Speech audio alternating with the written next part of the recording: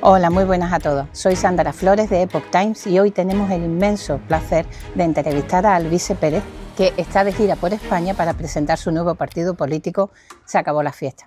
Hola Alvise, bienvenido, ¿cómo estás? El inmenso placer es mío, muchísimas gracias por recibirme. El placer es nuestro. Alvise, ¿de dónde viene Alvise Pérez? Bueno, Alvise como término viene de un libro de Agostino Nifo, un filósofo italiano del siglo XV, etcétera. La historia es más larga cuando quiero ligar, pero que ya hace tiempo que no, porque tengo una pareja estable y sana, pero básicamente es la adaptación en milanés de mi propio nombre en español, que era Luis Pérez. Ajá. Y Alvise, ¿cómo comenzaste esta cruzada política y por qué? Pues fíjate, por bullying de la gente, porque cuando empiezas con denuncias masivas contra la corrupción y tienes ciertos éxitos remarcables, puede hacer Coldo, García, Balosmeco, cuando conseguimos la investigación por cohecho impropio al señor Oscar Puente, actual ministro de Infraestructura y Transporte, cuando hemos conseguido las dimisiones de decenas de altos cargos y de políticos, tanto del Partido Popular como del PSOE, como denuncias contra todos los partidos políticos en general, la gente pedía más, decía, bueno, ¿y ahora qué más? Y por eso decidí el año 2024, julio, presentarme a las elecciones europeas, sin ni siquiera un programa electoral, porque al final yo que soy, llámenme antisistema, no me creo los programas electorales de nadie, dije, vale, yo me presento a las europeas con una sola condición, con no tener programa, porque yo quiero que me vote solo la gente que me conoce y sabe lo que hemos hecho por este país, y conseguimos más de 800.000 votos. Esperemos ahora con un contrato electoral firme y un equipo humano tan excelente que podamos llegar al gobierno de España. Muy bien. Se habla mucho del régimen del 78. Se habla mucho de que hay una serie de fallos en el régimen del 78 que se están viendo manifestándose, por ejemplo, en el Poder Judicial, en amnistías que parece que caben en la Constitución cuando hay muchos juristas que dicen que eso no es posible. ¿Son fallos accidentales o es un diseño premeditado desde el inicio? Yo nunca quiero criticar a nuestros ancianos porque hicieron lo que pudieron con lo que sabían y tenían. En un mundo en el que no había grandes medios de comunicación, era el nodo y dos más, y viniendo de una guerra civil y de una dictadura tan larga, pues vieron en la transición como una forma de no volver a las armas, y a ellos no les tengo nada que decir.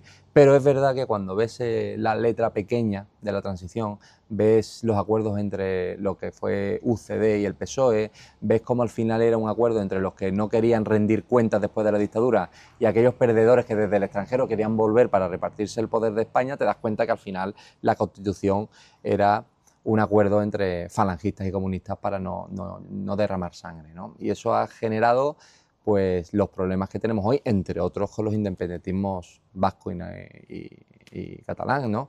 que al final hacen que partidos con una representación nimia puedan controlar el boletín oficial del Estado desde hace casi medio siglo.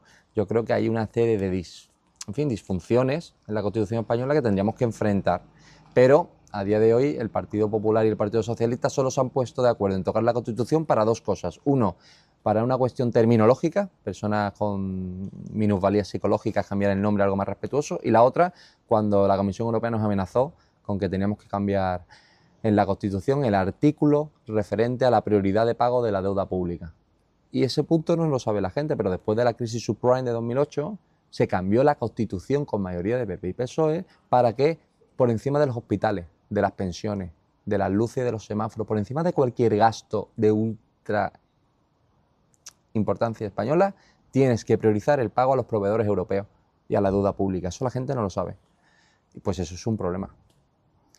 Se escucha mucho hablar también de partitocracia y hay mucha gente que denuncia que lo que tenemos en España es una partitocracia, especialmente porque en España, por ejemplo, a diferencia de como sucede en otros países, se vota a listas cerradas y no se vota a personas.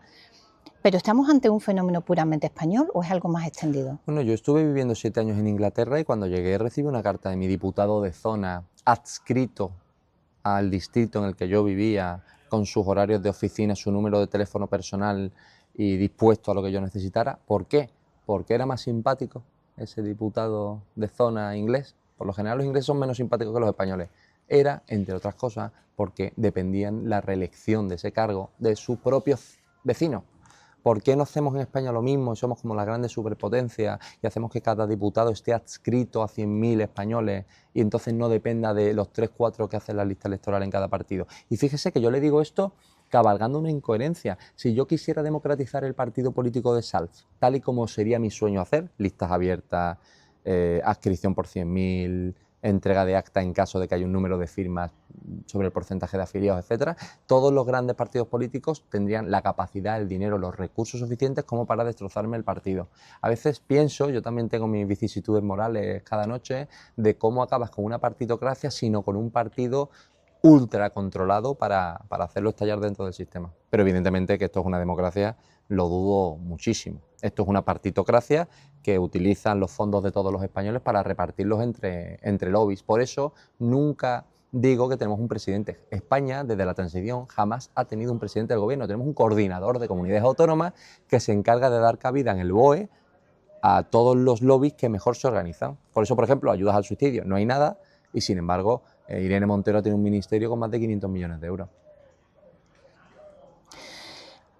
Usted ha provisto de información muy confidencial a la UCO, a la Fiscalía, de personas y de políticos que supuestamente o presuntamente han cometido delitos.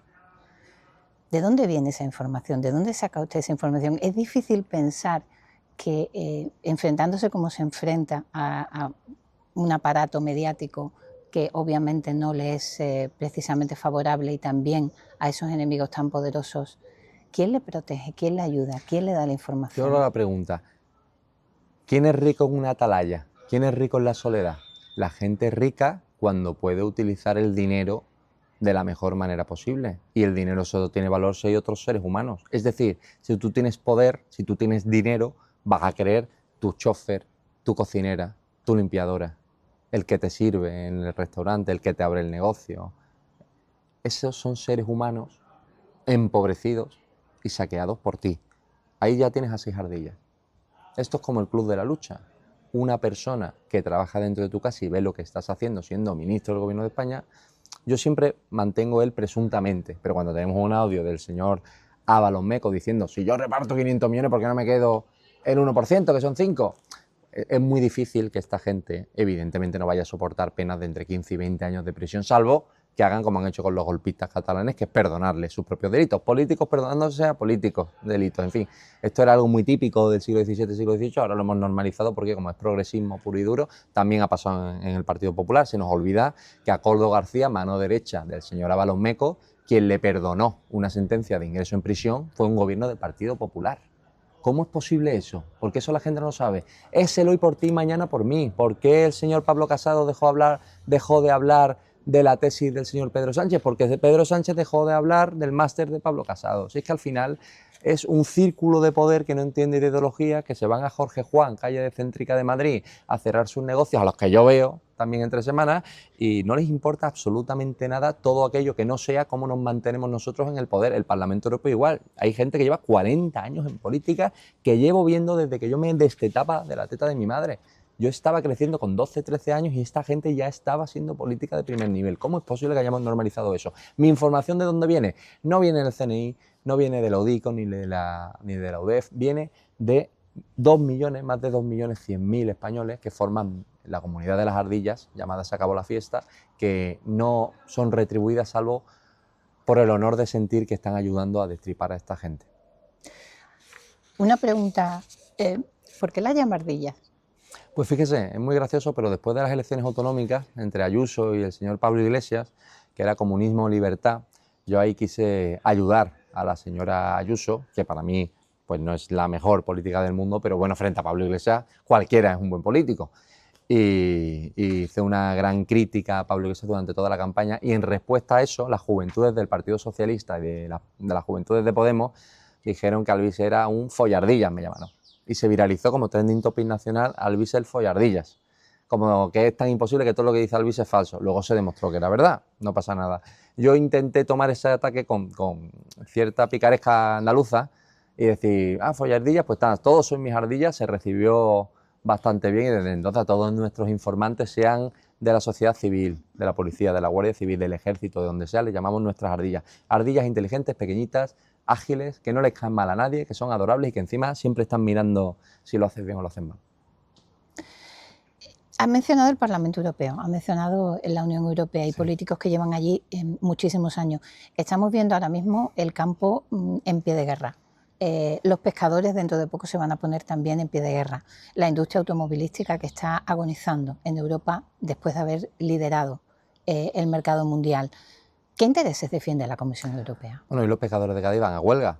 La gente no entenderá por qué. Bueno, varias de las medidas que ha puesto la Comisión Europea a los pescadores para que la gente entienda para qué van a huelga son, por ejemplo, medir al gramo la pesca que hacen cada día. Y la gente dirá, ¿y por qué no lo hacen? Digo, mira, se hace un estimado porque en alta mar poder medir el peso de un arrastre, de lo que sea, es altamente complicado. Otra iniciativa que se le ha ocurrido a los burócratas europeos, poner cámaras 24 horas fijas en las embarcaciones para ver cuál es el pescado que descartan o no, y poder hacer en cámara lenta, etcétera. Eso no es solamente que vaya en contra de cualquier ley orgánica de protección de datos española, sino que encima es someter a los pescadores a una fiscalización extrema que ni siquiera ellos soportarían, porque cada 2 o 3 meses estamos encontrando un caso de corrupción nuevo en el partido, en el Parlamento Europeo. El Qatargate es uno de ellos.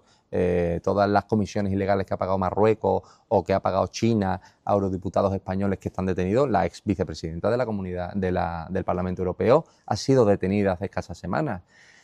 La propia von der Leyen, presidente de la Comisión Europea, también ha sido condenada por ocultar información, eliminar su teléfono móvil en una presunta trama de contratos ilegales en Pfizer, del que su marido, por cierto, también fue condenado por corrupción. Es que al final quienes nos están diciendo que necesitan más controles son precisamente los que menos ejemplares son.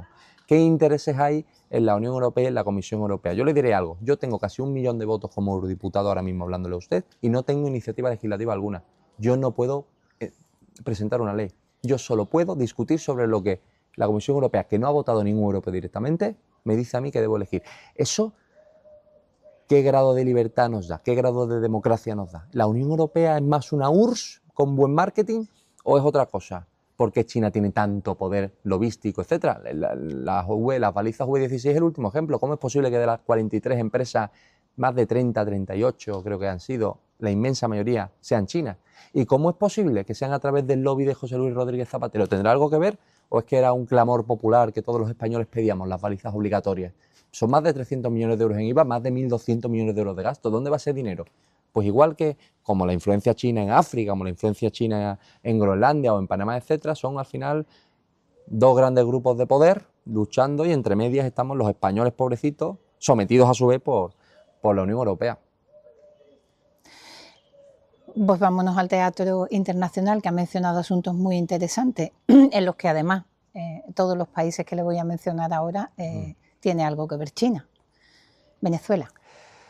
Bueno, en Venezuela era la gasolinera barata de China y además una vía de acceso a un territorio que está a pocos miles de kilómetros de Estados Unidos. Evidentemente la influencia de Venezuela allí ha sido importante, igual que la cubana. Cuando se ha hecho la operación de detención de Nicolás Maduro, creo que más de la mitad de todos los cuerpos de seguridad que tenía Maduro eran cubanos de nacimiento. ¿Y eso qué nos quiere decir? Bueno, Venezuela no estaba allí porque le gustaran las gachas venezolanas. Venezuela estaba allí parcialmente por lo mismo, por lo que Estados Unidos entró. Al final es influencia geopolítica, es precios del Brent, es tener mayor capacidad de control sobre las fuentes de energía primero y sobre los lugares de interés militar después. Pero es verdad que en España se habla poco de China porque China, a través de central de medios, ha comprado a muchísimos medios y grupos de comunicación. Prisa, Vocento, Mediaset, A3 Media, Yoli.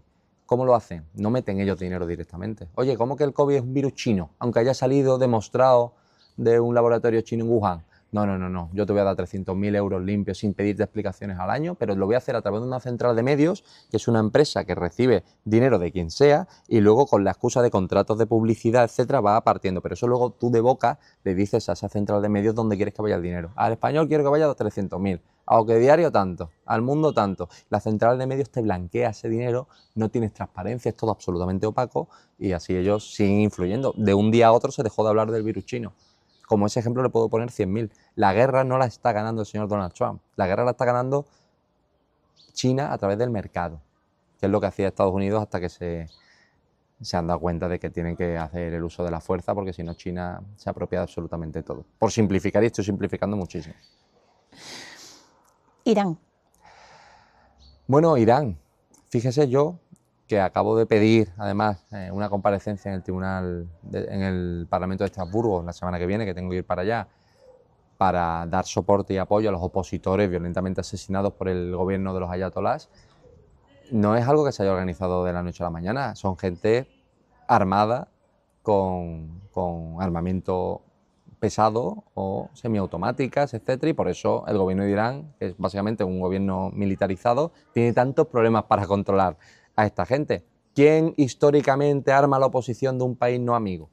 Pues quienes tienen intereses geopolíticos sobre Irán, ubicados donde está, etcétera. ¿Cómo se va a resolver Irán? De muy mala manera. Acabará seguramente igual que Libia, como un estado fallido. ¿Y por qué Libia acabó con un estado fallido? Yo creo que todo el mundo lo sabe, aunque no lo dijeran los medios de comunicación. ¿Qué intentó hacer el entonces presidente de Libia con una moneda basada en patrón oro para toda África? ¿Qué tal? Si es que al final, ¿sabes qué es lo que más me duele de que la gente no tenga una imagen certera de la realidad internacional? Que no lo hacen porque no quieren, porque la información está a la vista y al acceso de todo el mundo. Solo hay que tener pensamiento crítico. ¿Quién decía aquello de que la educación no es llenar un tarro sino encender una luz? Es hacer que la gente se crítica y se informe. ¿Y prefieres China o prefieres Estados Unidos? Que es una pregunta que se hará a la gente. Bueno, yo no prefiero ni China, ni Estados Unidos, ni Israel, ni la Unión Europea. Yo prefiero la soberanía de los Estados-nación. Prefiero que seamos independientes, que no seamos súbditos de ningún país extranjero, porque yo no me presento a presidente de la ONU. Y mira que me encanta el planeta Tierra, pero yo me presento a presidente del gobierno de España y mi vida y obra será en el favor y en el interés de 48 millones de españoles. Y en base a eso creamos alianzas, creamos estratégicas de unión, creamos amistades, hermanamientos, pero siempre teniendo presente que yo represento a los españoles, no a una ideología internacional globalista en el que mientras más nos dispersemos a nivel identitario, mejor para todos, porque así somos todos lo mismo. Yo no quiero que seamos todos lo mismo, quiero que seamos todos iguales en derechos y libertades, pero diferentes, como lo somos usted y yo. ¿Marruecos?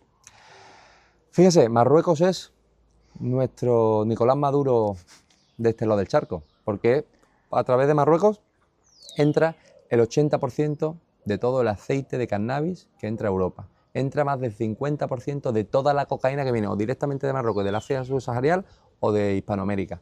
Y este hombre que, en fin, se le ha descubierto más de 6 millones de dólares en paraísos fiscales, a su mano derecha también. Según Forbes, tiene una riqueza aproximada de unos 6.500, 7.000 dólares americanos, millones de dólares americanos. Es el rey Mohamed VI. ¿Cómo es posible? Si con algo mucho menor, una dictadura cuasi teocrática, ¿cómo es posible que Nicolás Maduro tenga mucha menos o peor prensa que el señor Mohamed VI? A lo mejor es porque está a otro lado del estrecho de Gibraltar y que con Kissinger, la teoría internacionalista de Estados Unidos de que un estrecho comercialmente o militarmente interesante nunca se ha controlado a ambos lados por la misma potencia, y eso puede explicar que Marruecos haya aceptado favores de apertura de una nueva base militar, de las más grandes que va a haber en el continente, de Estados Unidos en Marruecos antes del Mundial 2030. Yo no quiero meter muchísimos datos, de verdad, yo solo quiero decir que por una cuestión geopolítica clara, Marruecos ahora mismo no es nuestro amigo, es nuestro enemigo. Por eso permite licencias sin permiso español en aguas territoriales canarias para la extracción de telurio y otros minerales raros que permiten que a medio y largo plazo pudiéramos posicionarnos bien en la industria de lo verde, de las baterías de coches, de las energías limpias. Estamos callados. Por cierto, una empresa con una licencia, que la empresa es israelí. Qué raro entonces que Israel y Marruecos se lleven tan bien. ¿Por qué? Porque tienes de padrino a Estados Unidos. Yo sé que es muy difícil explicar geopolítica sintetizándolo tanto como lo intento sintetizar yo. Pero la realidad es que en política todo se explica con dinero, porque dinero es poder. El poder te da ejército y el ejército te da la fuerza bruta. O sea, Estados Unidos no ha entrado en Venezuela pidiendo perdón, ni conquistará Groenlandia pidiendo perdón. Es porque tiene un ejército que el día de mañana te puede invadir. Yo entiendo que hemos crecido con películas de Disney y creemos que con la diplomacia se resuelve todo. Es falso. De hecho, nunca lo fue. Como cuando hablamos de derecho internacional. Es que el derecho internacional no existe porque nadie lo cumple, porque no hay una fuerza que fuerce a cumplirlo. Así que China hace lo que quiere, Rusia hace lo que le da la gana y Estados Unidos hace lo que le quiere también. Hasta que no entendamos que esto ya no es más Disney, que esto es una cuestión de fuerzas y que tenemos que tener la mejor defensa y los mejores aliados posibles para defender nuestros intereses, o personas como Marruecos se van a beneficiar de eso. Ejemplos de que Marruecos se beneficia, aparte de lo que les he dicho, Marruecos el año pasado, por primera vez en su historia, logró exportar a la Unión Europea más tomate que los españoles. Nosotros queremos la huerta ecológica del mundo. ¿Cómo es posible si Marruecos no tiene teóricamente los privilegios que te da este centro del club de la Unión Europea? Porque hemos sido incapaces de defender lo nuestro, tanto por un gobierno cómplice, que nunca digo que sea una invasión, la inmigración masiva, es una entrega controlada de un gobierno cómplice y de una oposición que lleva una década perdiendo ante el peor presidente del gobierno de la historia de este país. O sea, también culpa de grandes medios de comunicaciones que no saben informar, porque el mayor pagador público anual a día de hoy de todos los medios grandes de comunicación en España son administraciones públicas. Si el gobierno es el principal pagador de tu medio, ¿a quién vas a tratar bien? ¿A quién vas a defender y quién vas a atacar? Perdona que me extienda. Vamos a ir cerrando el tema internacional.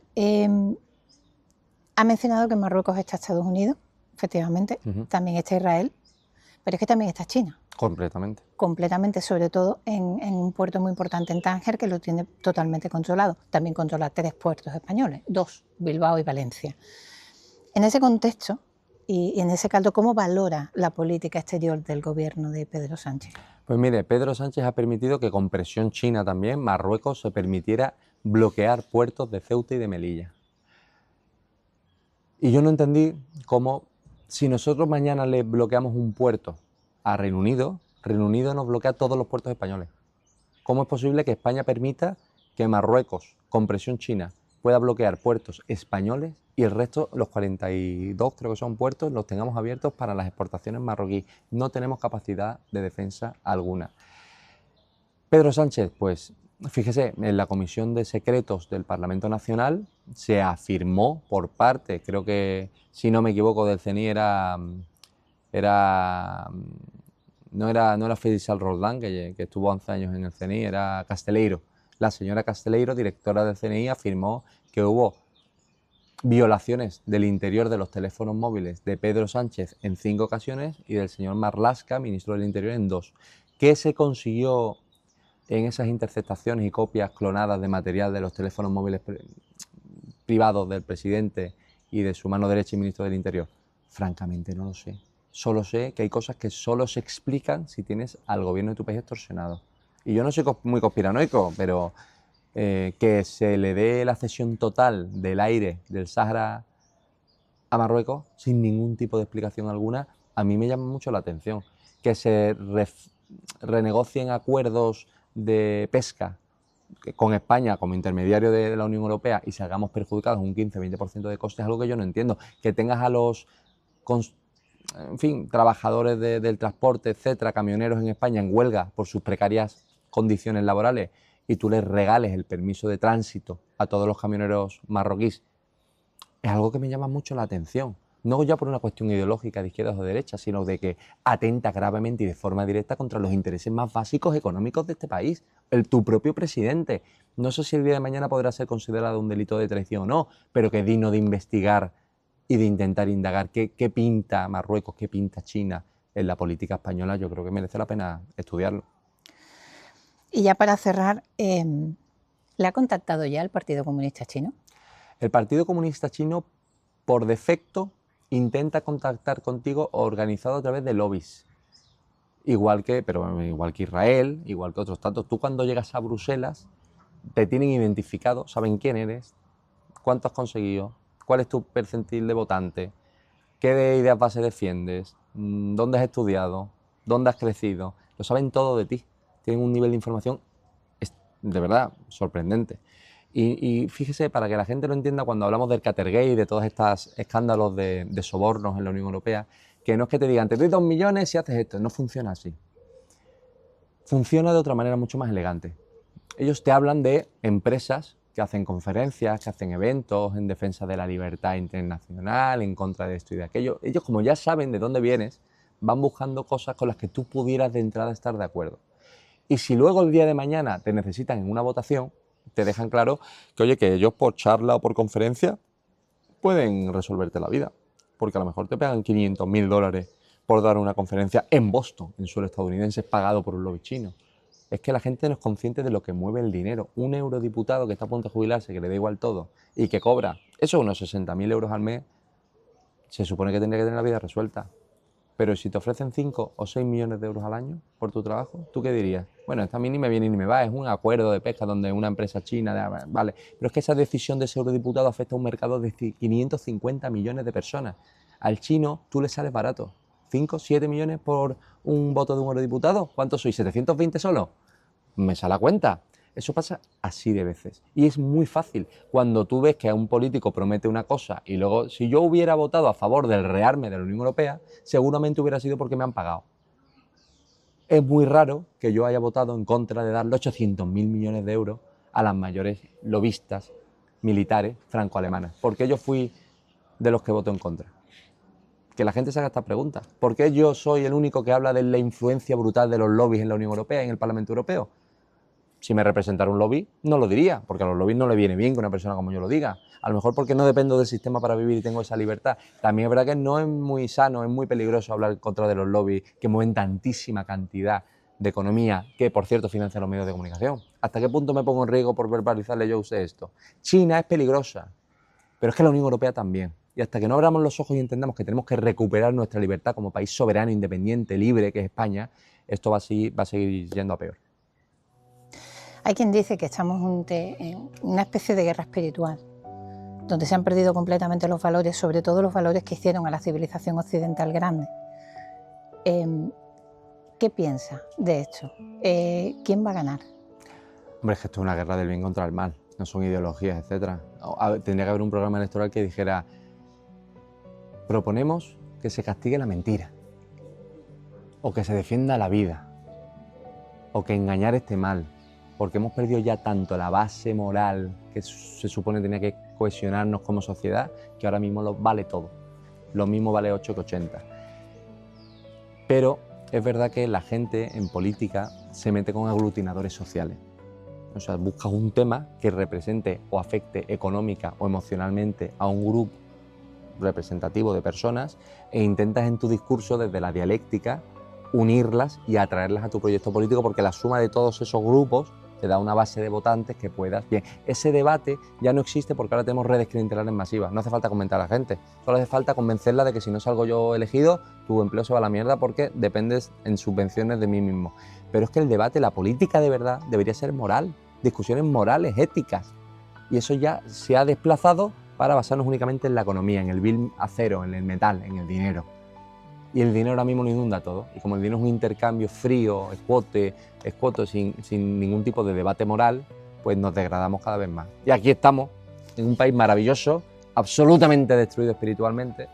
Y yo creo que nunca subrayo qué tan cristiano soy, pero a la gente le llama la atención que siempre lo tenga en boca en mi día a día. No en los mítines, sino en mi día a día.